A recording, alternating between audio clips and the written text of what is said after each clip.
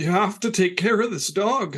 She's not going to go anywhere. I let her out of the car several times and was like, just go find somebody that can take care of you. You don't have to come back. And she would always come back. I truly believe that if I didn't have that one night, that I wouldn't be the man who I am today.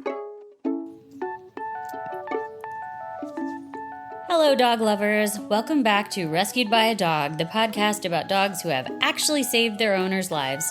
This week, I'm honored to share the deeply moving story of Jonathan and his rescue pup, Evelyn, who selflessly saved his life during a snowstorm. If you've enjoyed season 2 of Rescued by a Dog, I'd be massively grateful if you'd share the podcast with your friends, give a rating or review on Apple Podcasts, or amplify the stories on your socials. And if you're interested in sponsoring an episode in season 3, email me at rescuedbyadogpodcast@gmail.com. Now strap yourself in for a story that will give you all the good feels. Hi. Howdy. Howdy, we did it. Thank you so much for joining me. Of course. Okay, so why don't you tell me what your dog's name was and what she looked like? So her name was Evelyn. She was about 75 pounds when she got older, but typically she floated around about 65. She is a lab retriever mix. So never knew for sure. I didn't send away blood work or anything, but that's what I was told. And she was, in every sense of the word, a retriever. But she had the lab family calmness to her. She's a fuzzy girl. We used to call her Polar Bear when she was younger. So she really was the perfect mix. Where'd you find her? So I had prepped everything. I knew I was getting a dog. And I just started randomly looking on Craigslist. And her picture popped up. And I was like, oh my gosh, she is adorable. So I sent the lady a message and was like, hey, I'd like to maybe just meet her. This is the thing. It was 11:30 at night. And I'm like, why is she replying so late? So this girl was at a nightclub with Evelyn in her car. So I was like, yeah, go ahead and bring her over. And when she brought her over, she held her out in the air. And Evelyn just reached her arms out to me like, help, save me. And I got to talking to the lady, and her boyfriend bought her the dog as a Valentine's Day present. Now, she said she was only about 16 weeks old, but I don't know. I wasn't confident in anything she told me about the dog. She worked full-time and was going to school full-time. So she took Evelyn in the car with her everywhere she went. So Evelyn had terrible anxiety. But when I heard that, I was like, that's no life for a dog. Like, how much do you want for her? I'll take her right now. And she said it was like $125. She just wanted a rehome fee. And I'm like, I wasn't prepared for this. So let me walk to the gas station real quick. I'll grab you some cash. And that was the story. She became my pup that day. I'm big into like old school Renaissance type stuff and movies and videos. And she sat down and sat up and put her chin up in the air like she was in charge of everything. And she just looked so ladylike. I was like, Lady Evelyn. So that's where I came up with her name. So her name was actually Lady Evelyn Kodiak Munson. Did you feel a bond with her right away? Oh, absolutely. I have some anxiety issues myself. Give me a second. When I was 15, I was jumped, and the side of my face is titanium.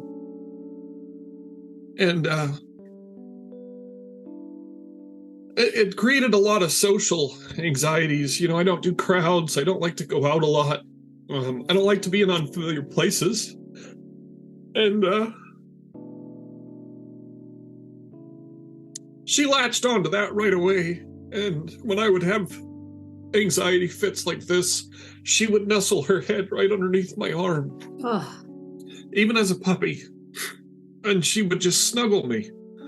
And that continued throughout her entire life. Like, I would come home and have a rough day at work. And when you have anxiety, it's different. Like, a hard day at work becomes more than a hard day at work. Especially when you were almost killed. I was jumped a kid punched me in the side of the face with a lead-lined glove and crushed my face. And I stood toe-to-toe with him, defended myself, walked home, called my own ambulance, and then discovered that my face had been crushed. And I went through facial reconstructive surgery and seriously 3 years of hell because the kid continued to show up, places where I would go hang out.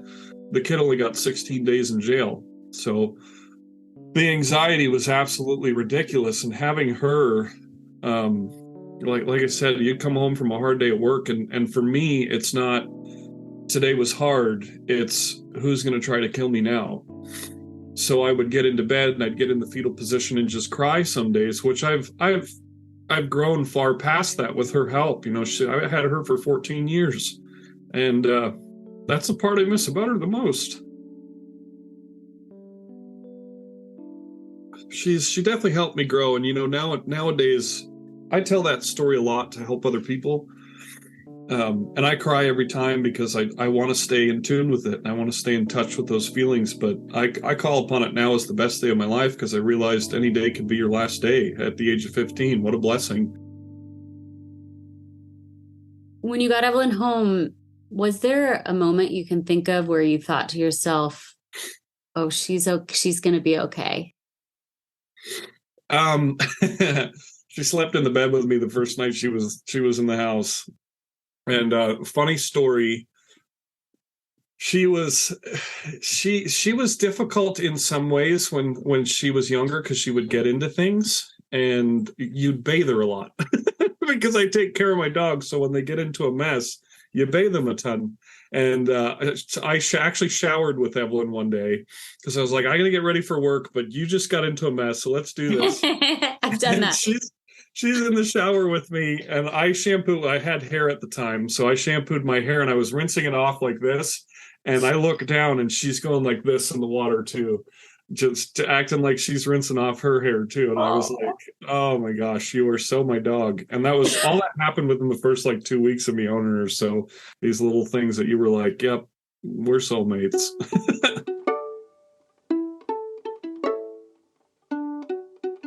I was in Bellevue, Washington.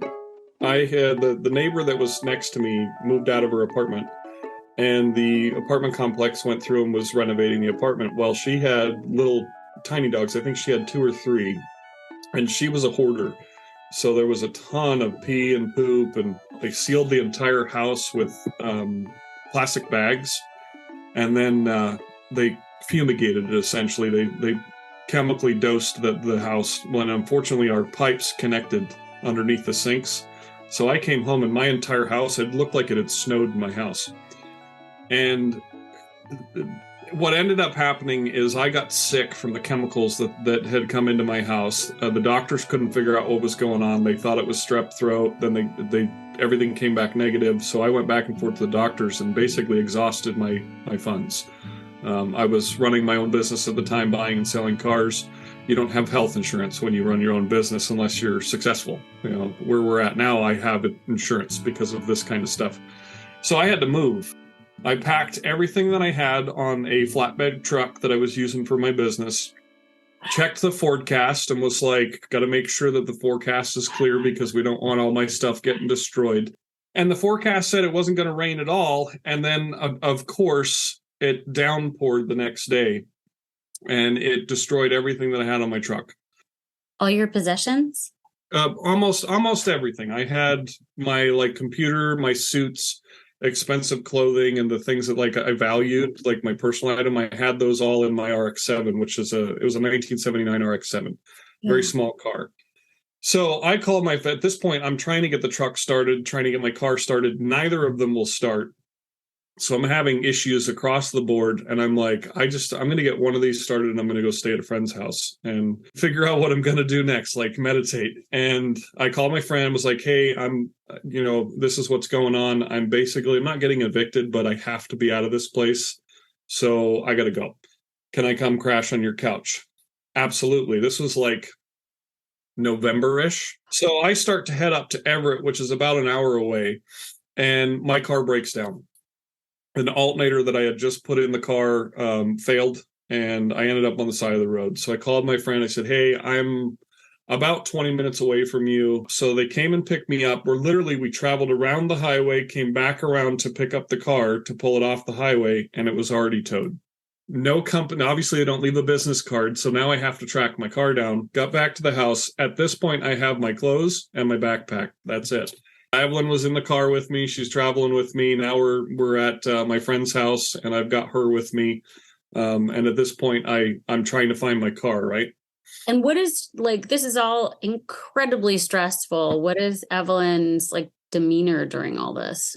In my lap the whole time, because, you know, and if she wasn't in my laps, like I said, she would snuggle underneath my arm, and I would just pet her. So like as I'm calling tow trucks, I've got her on my side and I'm just petting her, and that's what she always was. You know, whenever I was dealing with anything stressful, if it's on a phone call that was stressful, you know, like when you call the government to talk about taxes, Evelyn was right there. And so I call, and I finally found out where the car was. And I went down to, you know, just take a look at it, figure out how much is the bill, what am I going to have to pay to get my car out? Because obviously I need a car to get back and forth to work.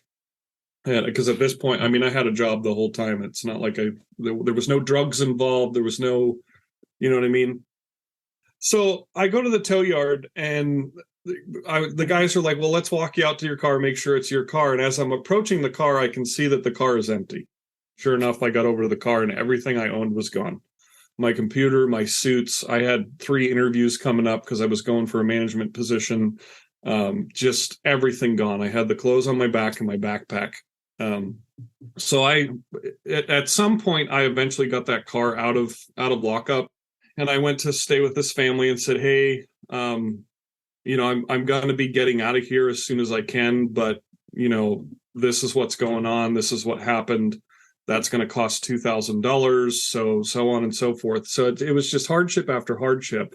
And the icing on the cake was Christmas Eve. I came home from work, and the father of this family I was staying with, he met me at the door, and he said, you can't come home. And I said, wait, what just happened? And I had, at the time, I'd been, you know, I was paying them some money, and I also was letting them use all my food stamps that I had to feed the house and everything. So I was just blindsided. And I thought they were really good friends. And what had happened is his son had married. They had come home for Christmas, and the wife didn't like me because she thought I contributed to her husband's alcoholism. So don't even drink with Justin. I'm not a drinker. Like, I'll have a drink here and there, but I'm not a big drinker. So I looked at him and was like, well, if you're kicking me out on Christmas Eve, I'm good. I don't want to come back at all. Like, he said, well, just come back after Christmas. I'm like, that's not how this works. Like, you're kicking me out on Christmas. So if you can just bring my stuff, there's not a lot of it. There's only a bag, but if you can bring my bag to the door, I'm going to take care of myself. And that's when I decided that I was better off homeless than trying to rely on the help of others, because I'd done so much. And if you follow any of our social medias, I do a lot for people. And to be in my time of need and not have anyone step up to help was destruction. It was pure destruction for me. I tried to apply for every possible program there was for the government, but because I had a job, I couldn't get approved for any of it.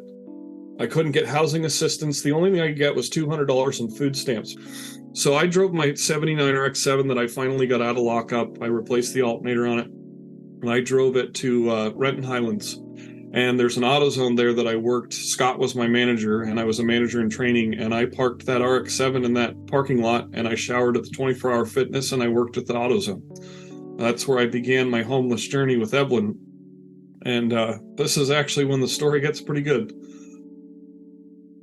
The car wasn't the greatest car in the world, so you don't take it on road trips, you don't drive it around. I used it for heat. I'd turn it on at night, I'd fall asleep, shut it off, turn it back on when it got cold. And this was one of the worst winters we had in Washington. Snowed quite a bit. And I would let Evelyn out. She'd go the bathroom, she'd come back in, and if you know the size of an RX-7, it's not a very big car. I literally slept in the same position that I drove in, there was no space for me to sleep, so I would sleep upright, and Evelyn slept next to me. And one night the car broke down and wouldn't start anymore, so we didn't have heat, and it was snowing like crazy. I want to say this was 12 years ago, and if you look it up, they call it was like the first snowpocalypse that we had. If you ever look at hashtags and trending stuff, and the car broke down, I had no heat at all, so I looked next to me, and Evelyn was shivering like crazy. And in my mind, because of all that I had been through and how she had always been there for me, I was like, man, I've put this dog through absolute hell, and now she's cold, and I can't even keep her warm. So I took my jacket off, and I gave her my jacket, and I gave her my blanket, and I pretty much decided that I was probably going to die that night. And I went to sleep. I fell asleep, I don't know how. It was freezing cold. And I woke up at like 2 o'clock in the morning, and Evelyn was across my chest. Somehow she had pulled the coat and the blanket over all of us, and she was keeping me warm.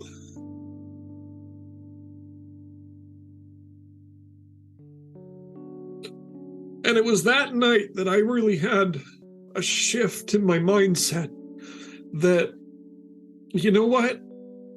You're going through a lot of crap, and the more you look at yourself as a victim, the more you're going to be a victim. You have to stand up for yourself. You have to take care of this dog. She's not going to go anywhere. I let her out of the car several times. It was like, just go find somebody that can take care of you. You don't have to come back. And she would always come back. And she scratched my car, which I always like, oh, damn you, dog.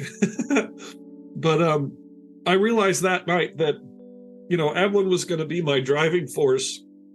And the reason why I worked hard to change me.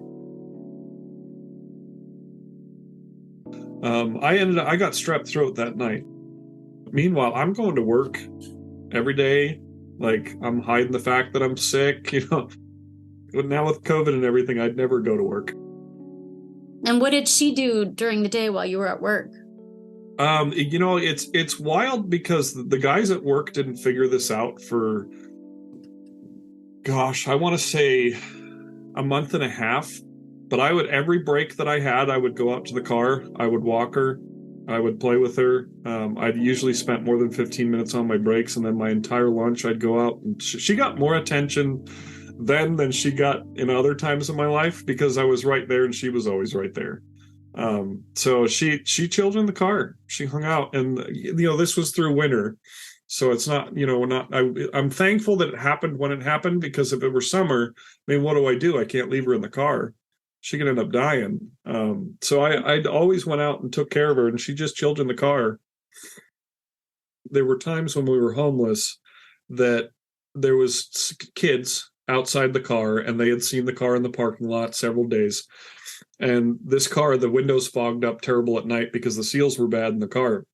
So you couldn't tell that we were inside of it. You could hear them standing outside talking about smashing the windows. Oh, wow. And again, can't see anything. Evelyn usually wouldn't bark unless she felt or saw the need to. She woke me up. It was like 2 o'clock at night. She woke me up. Her hair was all standing up, and she was growling something fierce. And I started to listen, and that's when I heard the conversation. They were talking about smashing the windows, and that's why she woke me up. And I said, "Get him." And she started barking, and they were like, "Oh, there's somebody in that car." And they left. So on many occasions, her alarm, just her being vocal. And we had a connection, and it was a connection that transcends any connection with any human that I've ever known. I can't even tell you that how important and pivotal that night was to my life, because now I give more than I've ever given in my entire life, but I'm secure. I have 4 walls. I have a home. I have 2 brand new cars. I'm taking care of me first, because if I'm not doing well, I can't give. And Evelyn was the precursor to that. A lot of people look at the story and they're like, you fell down. How did you get back up? I didn't ever stop. This was a blip in my life. It was only 3 months that I was homeless. When you have a dog, you've got to pay first month, last month, security deposit. So after going through what I went through, it's not like you just have a random $4,000 sitting aside. So what ended up happening is within the first couple of weeks, obviously the RX-7 wasn't the smartest idea. I fixed that car the next day. So we had heat every night after that. And then within 2 weeks, I bought a truck for $600. At this point, the people at work at AutoZone knew that I was homeless and living in my car and walking into work and showering at 24-hour fitness. So we joked about it. I upgraded to a condominium. It was a 77 Ford F-250 and had a bench seat that me and Evelyn could snuggle on and lay on. I was a little bit smaller at the time, about 260 pounds. So me and her could actually cuddle on the bench seat. And I did that for, I want to say, another 2 weeks. The next check rolled in, and that's when I moved in with my friend. So when you moved into an apartment finally, was Evelyn happier, or was she just as happy when she was in the truck with you? She never changed. She was always happy. She was always, and you knew she was happy because she pants. She would open her mouth and pant in the car or in the house or wherever we were, and she would just look at you with these big old bright eyes and just pant. And the first place I moved in with my roommate, and I stayed on the floor on an air bed in the living room, and we had a blast. We take Evelyn to the park. After being homeless and finally getting back, as many would say, on my feet, I spoiled the crap out of Evelyn. So we went to there's a park in Kent, Washington that used to be an old missile base. And it's really cool because you go up and there's a plateau area and then you come around and there's a little river. And she would walk along that river and she loved to get in mud. She was a mud dog. If there was a mud puddle, she was laying in it. And she would walk, because she knew I would yell at her, she would walk 2 feet in it and 2 feet out of it. Like, I'm not fully in the mud puddle, Dad. And then we went from that smaller, was a 1-bedroom to a 2-bedroom. And I actually have a picture. I wish I could bring the camera out to show you. It's her. She's going out to the water to find to get a log that's literally the size of a tree. And she's trying to drag it back. We spoiled the crap out of her. And then the next step from that 2-bedroom that we got after that 1-bedroom was I said I want a house with a yard. So over the course of 3 years, we went from a 1-bedroom with me sleeping on the floor with Evelyn to a 2-bedroom with us having our own space to a house where she had a yard. And that was, for me, that was the yay. I finally gave back to the dog that saved me. I truly believe that if I didn't have that one night, that I wouldn't be the man who I am today. Very similar to being jumped when I was 15. I wouldn't be who I am today if it weren't for these hardships. And I wouldn't be the empathetic person that gives if it weren't for that dog. When she passed in September, it hit me really hard. Her body had just said it's time, and it hit me super hard. And 2 months later, my mom died. Oh. And then 6 days later, I dressed up as Santa. I'd called my dad, and it was like, I don't think I'm going to be able to do the food drive. And my dad's like, no, you're doing it. Your mom loved that about you. You have to do it. So I put on my Santa suit, and I went to Walmart. I spent over $18,000 that we had raised through a TikTok. And that TikTok was Evelyn's TikTok. Got over 4.3 million views and raised over $22,000 for the food banks. So that whole day was a memory of Evelyn and my mom. And I was so renewed. Like, I didn't cry. I cried a little bit here and there. We're in private talking about people and talking about my mom and talking about Evelyn. But in general, when you put on a Santa suit, something changes. When people look at you, you have to smile, you have to be jolly, you have to laugh. So it's not a burden at all. It's a blessing. And I had a phenomenal day. So the wild part about this is we go through all this hardship, and you really struggle to grieve when it's happening over and over and over and over again. And that's not even counting, I lost my grandmother in May of the last year. Oh. So it was like one after another. And I was like, you know what, babe, I know we said we wouldn't get a dog until, we got our house and we moved. We got a yard here and everything. I need a dog. I need something to give love to and something to distract me from all this hardship. I had somebody send me a post that was, it's a picture, and you scroll through them, and it was a dog passing, and the dog is in heaven, and he's talking to Jesus, and he's looking down. He says, "Why is my owner crying?" And it moves on to the next page. He says, "Well, because he misses you. He's sad." He says, "Well, I don't want him to cry." And Jesus says, "I have one more thing that I need you to do." And in that last picture is that dog with a puppy. And Jesus says, "I need you to train this dog, and I need you to send this dog to your owner." And we decided to get Luca. And Luca, full circle, and this wasn't planned, but I was asking Andrew and talking about Luca. Luca was living in a car with his owner. Oh. So Luca has the same anxiety problems that Evelyn had from being too close all the time. And I was like, bet Evelyn lives on. I'm going to help this dog because of what Evelyn taught me. And next year we're moving into a house, and our sole purpose is land. I don't even care if I have a 600 square foot house. I've lived in an RX-7. A small home, lots of land for the dogs, and we want to provide for animals in need. That's where my passion is, and it's because of Evelyn saving my life.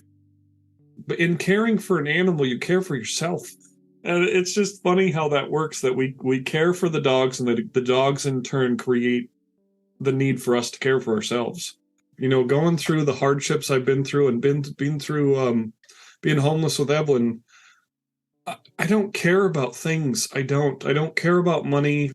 So I have no fear of not having things. My fear is that when I pass, I want people to remember the spirit of myself and the spirit of Evelyn as giving spirits. She's always been a giver. She's always giving of herself, and it was, you could see it. It was the way she would approach people, and the way she would open her neck, like, scratch me here. This will make you feel better. So Evelyn knew sit, speak, story, which was when she would go, and you would say, "And what else?" And she would go, she'd do Michael Jackson, which was a bark. She would go, and my mom actually taught her that, and it was to mimic Michael Jackson's hee hee. If Evelyn were in front of you right now and she understood human English, what would you like to say to her?